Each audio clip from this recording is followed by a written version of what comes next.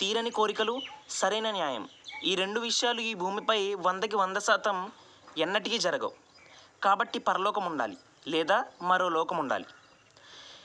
ఈ భూమిపై నాకు నేను అనుకుని ఏం పుట్టలేదు కాబట్టి కోరికలు తీరడం కోసం పరలోకం ఉండాలి అనడం కాస్త స్వార్థంగా అనిపించవచ్చు. కానీ సరైన న్యాయం, జస్టిస్, నా జీవితంలో నాకు సరైన జస్టిస్ లేకుండా చనిపోతే ఎలా?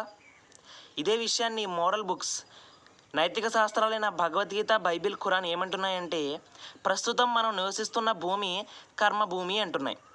కర్మ అంటే పని. పని వేటి మధ్య మంచి చెడు అనే 2 అంశాలు ఉన్నాయి. ఈ 2 అంశాల మధ్య మనిషికి ఎగ్జామ్, పరీక్ష జరుగుతుంది అంటున్నాయి. ఈ ఎగ్జామ్ రిజల్ట్, కర్మ ఫలితం దక్కే చోటు పరలోకం. పరలోకంలో ఖచ్చితంగా ఈ రిజల్ట్ అనేది దక్కుతుంది అంటున్నాయి.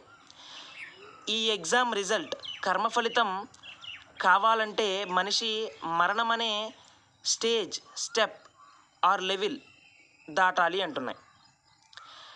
మరణం మనిషి జీవితానికి ముగింపు కాదు. ఈ ఎగ్జామ్ పీరియడ్, కర్మభూమిలో 100కి 100% రిజల్ట్ దొరకదు. ఎగ్జామ్ రిజల్ట్, కర్మ ఫలితం దక్కే చోటు మరో లోకం లేదా పరలోకం. అక్కడ 100కి 100% ఖచ్చితంగా దొరుకుతుంది. ఎందుకనంటే అక్కడ అధికారం మనిషి చేతిలో ఉండదు కాబట్టి. అయితే ఇక్కడే వచ్చే పెద్ద డౌట్, మనిషికి మింగుడు పడని విషయం ఏమిటంటే, మనిషి మరలా పుడతాడా?